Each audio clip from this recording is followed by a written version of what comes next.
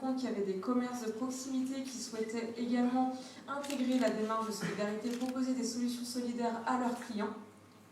Là, le problème, c'est que Microdon, quand a été fondé, a été contraint par un certain nombre de contraintes légales qui ont fait qu'ils ont développé un système intégré directement dans les logiciels de caisse, donc c'est très coûteux en développement et donc pas du tout abordable pour des commerces de proximité.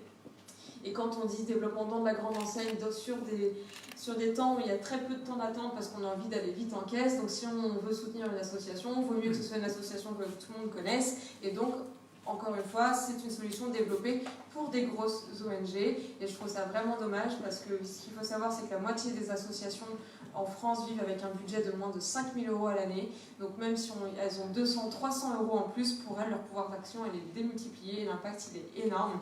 Et ça, c'est dommage de ne pas pouvoir valoriser ça. Donc il y avait d'un côté ces porteurs de projets qui ne savent pas toujours comment toucher un cercle au-delà finalement de leur cercle proche, de leurs bénévoles actuels, de leurs adhérents actuels, parce que c'est des solutions qui ne sont pas forcément abordables pour elles et qui sont pas faciles de compréhension. Et d'un côté des commerçants qui souhaitaient s'investir et au milieu de tout ça, des citoyens qui savent très bien ce qui se passe à l'autre bout du monde, qui sont sursollicités sur des crises mondiales et finalement, alors qu'il y a des belles initiatives à côté de chez eux, ils ne sont même pas au courant et ils pourraient déjà commencer par soutenir ce qui se passe au pas de leur porte. Donc c'est comme ça qu'est né Local Hero. Local Hero sur le principe de soutenir les projets proches de chez soi. Comment ça a pris forme? C'est notamment par un réseau de solidarité locale en reliant différents acteurs, les commerces de proximité, les porteurs de projets et associations locales. On parle de porteurs de projets parce que nous, ce qu'on soutient, c'est vraiment les initiatives du territoire. Donc quelqu'un qui n'est pas forcément sous statut associatif, mais qui a un groupe et qui mène une action qui est très intéressante pour le développement du territoire, il va pouvoir être éligible sur Local Hero. On va pouvoir le soutenir, ces initiatives.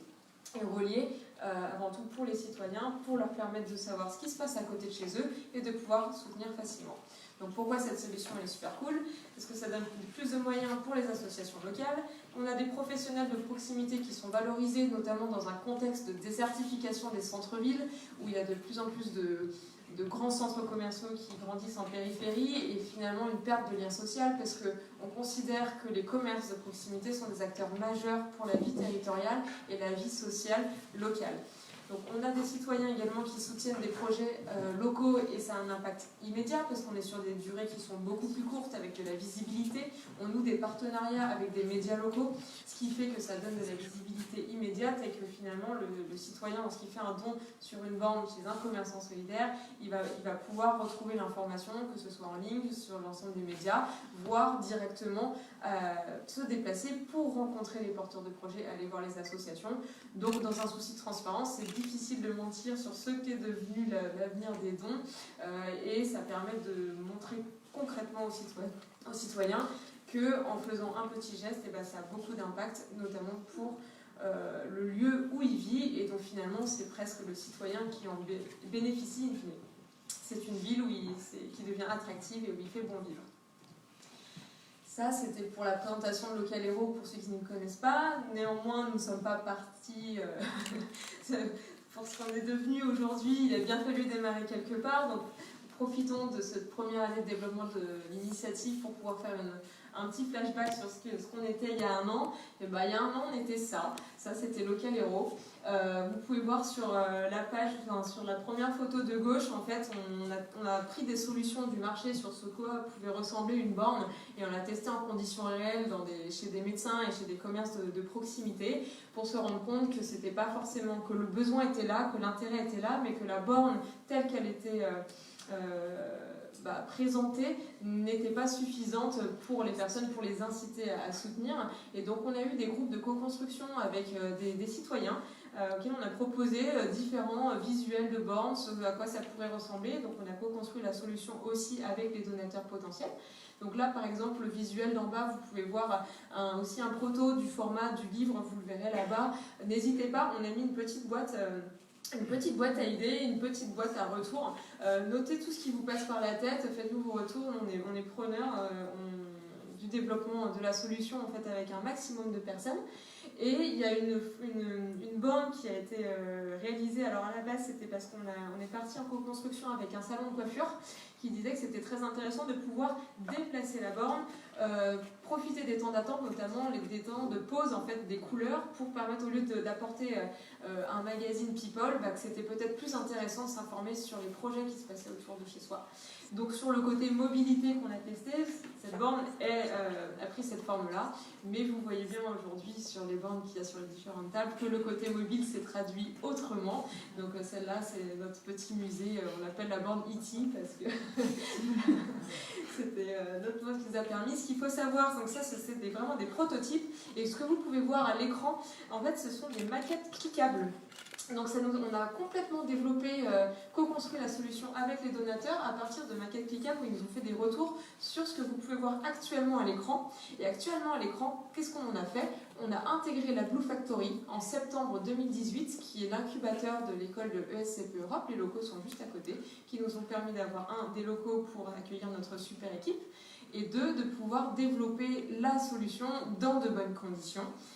Ce qui fait que la solution dans de bonnes conditions, c'était surtout le développement de cette application que vous voyez cette fois-ci à l'écran, et qu'elle n'est pas du tout une maquette cliquable, c'est vraiment la vraie application fonctionnelle et sur laquelle vous pouvez contribuer directement au projet qui est chez les commerçants.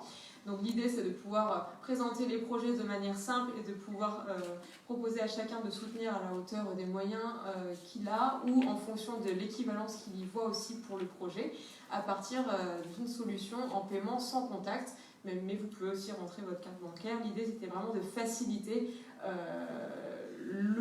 la façon de contribuer à un projet sans engagement, de manière simple et au niveau local. Une fois qu'on a développé l'application, ça nous a permis de lancer notre premier réseau le 1er décembre 2018. Donc le 1er décembre 2018, premier réseau de solidarité locale arrive dans le 44, avec lequel on a développé, enfin les commerçants avec lesquels on a développé et on a co-construit la solution. Chez notre fameux salon de coiffure qui attendait la borne en nous disant moi mes temps d'attente, il y en a le plus, c'est au mois de décembre pendant la période des fêtes, donc on a tout fait pour livrer le 1er décembre 2018. S'en est suivi un certain nombre de commerçants qui ont rejoint la démarche. Aujourd'hui, dans le 44, on en est à la troisième saison des projets soutenus. On voit une croissance des dons de saison en saison, une visibilité qui est croissante. Et vous pourrez voir après, ce sont les commerçants qui en parlent le mieux, donc on vous laissera les découvrir en vidéo, les témoignages de nos commerçants. Et on a également développé un réseau dans le 92 en démarrant par Courbevoie. Pour ceux qui se posent la question, dans tout ça, comment est-ce que nous, on se rémunère? En fait, ce sont les commerçants qui payent un abonnement pour avoir le dispositif chez eux, parce que comme on les met en visibilité avec un certain nombre de personnes, et notamment au relais, sur les médias, sur les réseaux sociaux, en ligne, on utilise tous les moyens qui sont à notre disposition pour faire connaître ces projets. Ça leur donne aussi de la visibilité, et ça favorise... ça valorise en tout cas leur engagement solidaire. Et ce qu'il faut savoir, c'est un peu comme tout, c'est que quand on paye pour quelque chose, on est aussi plus engagé et donc plus moteur. Donc c'est des commerçants qui vont être aussi plus à même de partager la démarche à leurs propres clients. Et donc c'est vraiment du gagnant-gagnant. Pour les porteurs de projets, on est en train de développer une deuxième formule qui est une formule freemium, c'est-à-dire avec un premier accès gratuit à notre solution. Et en fonction du service d'accompagnement qu'ils souhaitent de plus en plus pousser, il y aura des options qui sont payantes pour pouvoir... être encore plus mis en valeur. Mais Local Hero, c'est pas une aventure solitaire, hein, pas du tout. Vous avez pu voir que j'étais seule sur la première photo de la Blue Factory. En réalité, j'ai jamais été seule puisqu'il y a toujours une équipe derrière de personnes comme Lina qui est présente dans la salle, qui ont toujours donné de son temps bénévolement pour le développement de l'initiative. Mais aujourd'hui, on est toute une équipe derrière, notamment Alexandre qui m'a rejoint à plein temps. Et je vais le laisser présenter, mais je tiens avant à remercier aussi nos super stagiaires qui sont dans la salle. Donc il y a Muriel qui est en train de prendre des photos, Elodie qui est au buffet et Raphaël qui est en train d'accueillir nos malheureux retardataires sous la pluie en panne de réseau qui cherchent désespérément de trouver la salle. Mais vous aurez l'occasion d'échanger avec lui tout à l'heure, mais je laisse la parole à Alexandre.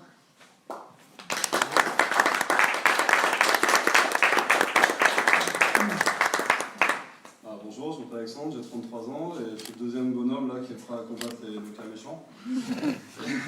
et donc avant j'étais coordinateur d'un réseau mondial sur la finance solidaire et après j'ai été responsable administratif financier d'une association spécialisée sur tout ce qui est bénévolat et mécénat de compétences qui s'appelle Pro Bono Lab. Et j'ai rejoint l'initiative Local Hero parce que c'était par un networking, on a fait connaissance. C'était un coup de foudre professionnel. On est beaucoup alignés sur énormément de valeurs, notamment la mission même de Local Hero qui est l'ancrage territorial, la finance solidaire, l'économie sociale et solidaire et la valorisation des super projets qui existent autour de nous et qu'on ne connaît pas forcément et qu'on aimerait bien connaître pour pouvoir s'engager.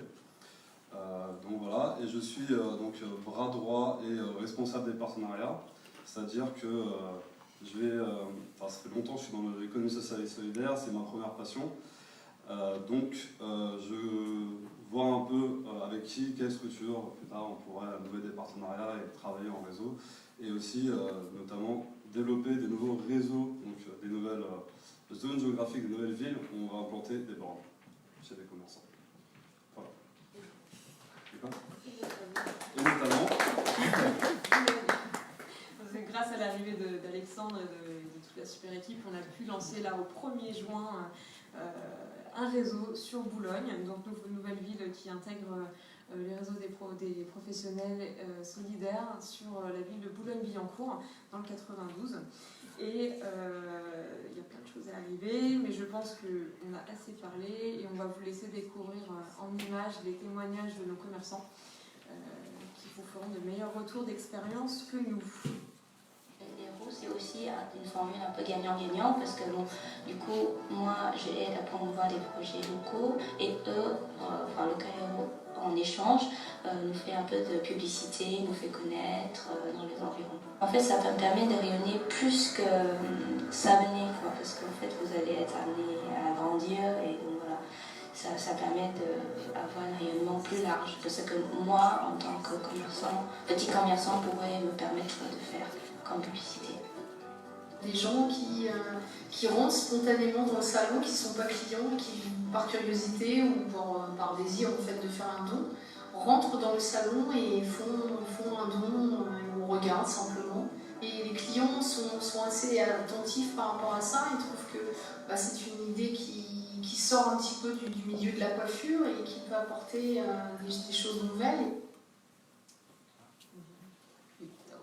On peut passer 5 minutes de témoignage. Voilà donc 2 commerçants qui sont sur la zone de Savenay. Ça nous a permis... Donc aujourd'hui, d'avoir ces commerçants dans le réseau nous ont permis de soutenir 13 projets jusqu'à maintenant. On va vous donner quelques exemples de projets. Il y en a notamment Anne-Laure et Kevin qui ont souhaité monter une web-série pour mettre en valeur des témoignages sur les habitants de la Bretagne. Donc là, c'est un projet, on va dire, citoyen, qui n'est pas sous statut associatif. On a Mélanie, Marie-Hélène et Sylvie qui souhaitaient ouvrir une maison d'assistante maternelle. Donc on a accompagné sur le développement de cette initiative. Il faut savoir que le 44 va être très propice aux maisons d'assistante maternelle parce que sur chaque saison, il y a une maison d'assistante maternelle qui s'ouvre.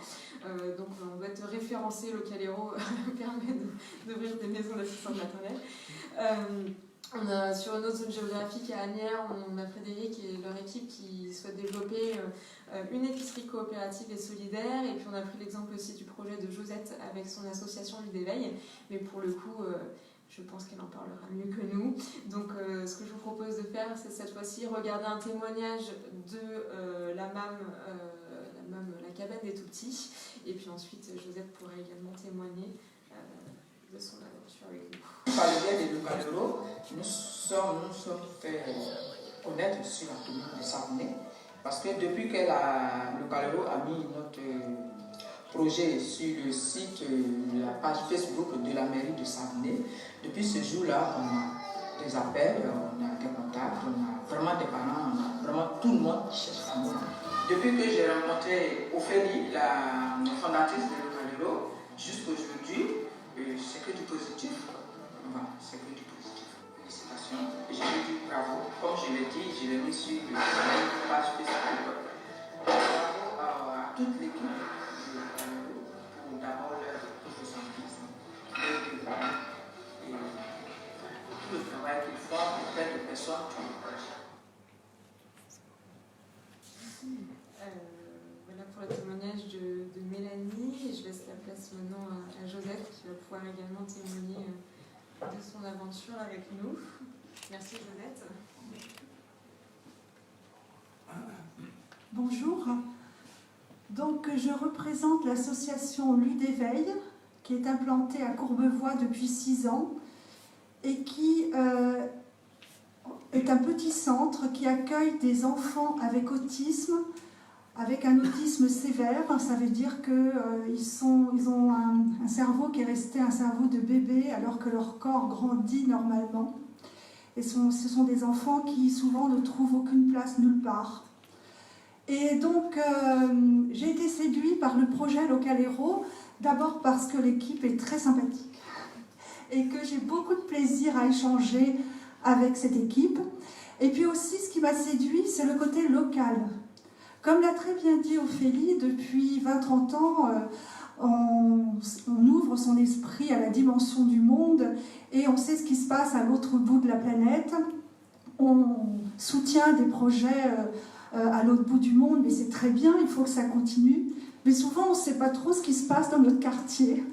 Et je sais que depuis 6 ans, j'ai vraiment pris conscience qu'il y a des gens qui ont envie de s'engager, qui le matin se réveillent et ont de la disponibilité en temps, ont du cœur, ont envie de faire quelque chose. C'est pourquoi, je fais une petite parenthèse, la mairie de Courbevoie est en train de mettre en place une plateforme des aidants pour que, par exemple, le matin, en me connectant sur la plateforme, j'apprends qu'il y a une dame qui a besoin d'accompagnement pour ses courses. Et bien j'ai du temps, et bien j'appelle la plateforme et puis je me propose. Et nous, en fait, on a besoin de se faire connaître et on a besoin dans le quartier, dans la ville. Alors bien sûr, on utilise des moyens classiques. Moi, j'ai toujours mon scotch et mes affiches par voie d'affichage. On utilise les outils de la ville de Courbevoie, les petits articles dans les journaux locaux. Mais je pense qu'on a besoin de changer un petit peu, de trouver des moyens un peu plus, je dirais, modernes. Et ce qui m'a plu dans Local Hero, justement, c'est d'impliquer les commerces de proximité. D'abord parce que c'est vrai que c'est du gagnant-gagnant. Alors dans la ville de Courbevoie, ça ne se voit pas encore trop, mais c'est vrai que dans d'autres villes, il y a beaucoup de centres-villes qui se désertifient parce que tout le monde achète sur Internet ou tout le monde achète dans les grands centres commerciaux.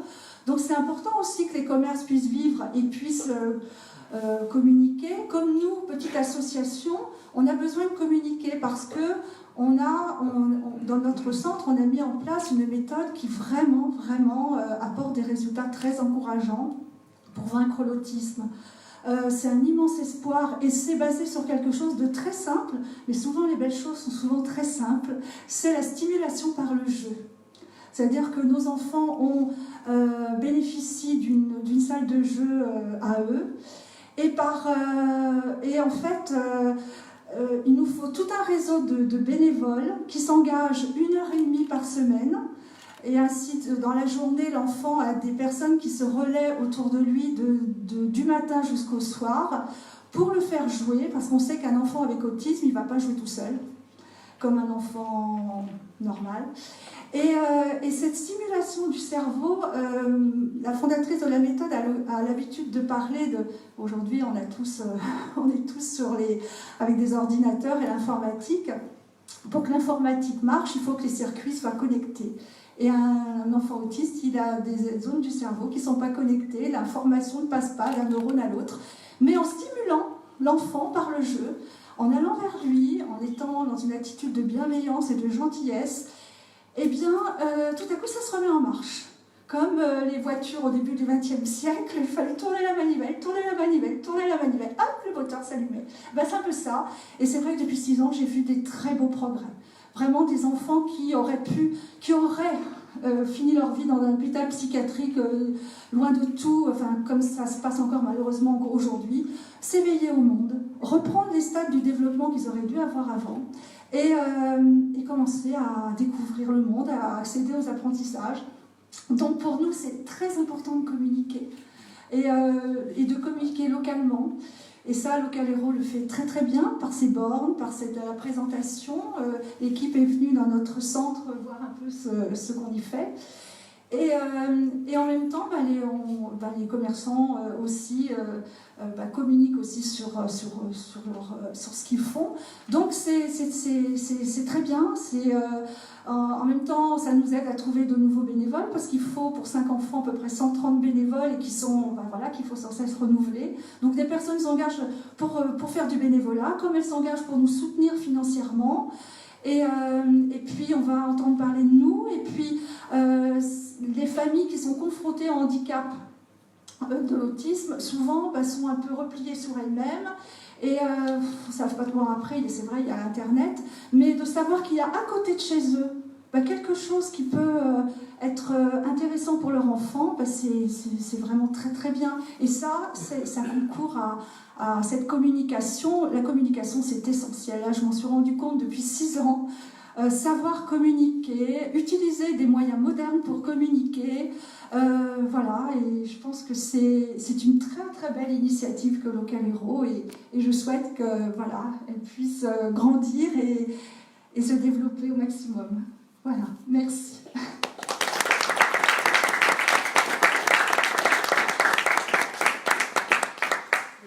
C'est aussi ce qui est passionnant dans le métier qu'on fait, c'est aussi de pouvoir rencontrer des gens comme vous qui sont tout autant passionnés par ce que vous faites et du coup de pouvoir écouter vos témoignages et pouvoir à notre échelle aussi contribuer à vous aider avec les réseaux. Donc Josette a très bien parlé de son projet. Sachez que sur la borne là-bas, ce sont les projets de Courbevoie. Donc si vous souhaitez soutenir l'association Lui d'éveil, vous pouvez le tester en direct live et le faire sur la borne qui est installée là-bas. Voilà. Donc ça, c'était un petit tour d'horizon sur ce qu'on a fait depuis 1 an avec les retours de nos bénéficiaires. Maintenant, ce qu'on aimerait vous présenter, c'est demain. Qu'est-ce qu'on va devenir? Quels sont nos projets? Pour demain, c'est déjà renforcer les réseaux qu'on a actuellement. La deuxième chose, c'est de continuer à développer des nouveaux réseaux dans de nouvelles zones géographiques, des nouvelles villes. Et la troisième chose, c'est d'aller encore plus loin dans l'action et la sensibilisation aux citoyens des projets proches de chez soi. Et donc là, aujourd'hui, ça prend la forme de réseaux dans les commerces de proximité. Demain, on a aussi des opportunités pour le faire en entreprise, dans petites, moyennes, grandes entreprises. Pourquoi? Parce qu'on estime que on n'est pas 2 personnes différentes dans la vie personnelle et professionnelle. Il n'y a pas de dichotomie et on est tous sensibles à des intérêts personnels, même quand on est au travail. Et du coup, c'est permettre aussi, dans le cadre de son travail, parce que je ne sais pas si vous travaillez tous dans la ville où vous habitez, mais certainement pas. Néanmoins, quand on travaille à un endroit, on participe finalement aussi à l'économie locale et on va dans des commerces, on est là et c'est quand même, on y passe pas mal de temps dans notre vie. Donc du coup, la prochaine étape, c'est aussi de pouvoir intégrer des bornes et des dispositifs d'animation pour toujours soutenir les projets locaux, mais également dans la sphère professionnelle, en échangeant, je suis sûre, le matin ou à midi, un café entre collègues. C'est toujours bien de pouvoir se dire qu'on soutient également les projets du quartier. Donc pour cela, on a un certain nombre de partenaires, des partenaires historiques et des nouveaux partenaires, notamment le partenaire historique Fondation pour les innovations, pour les apprentissages, qui avait récompensé le projet Localero, qui ne s'appelait pas Localero à l'époque, mais qui a été un tremplin en tout cas pour le lancement de cette aventure. Comme on l'a mentionné, on est incubé à la Blue Factory Europe et qui nous permettent par exemple aujourd'hui de vous accueillir et de pouvoir présenter tout ça. On a un partenaire financier qui est BNP Paribas. On est en fait Localero, de par son inscription dans l'économie sociale et solidaire, a été sélectionné pour faire partie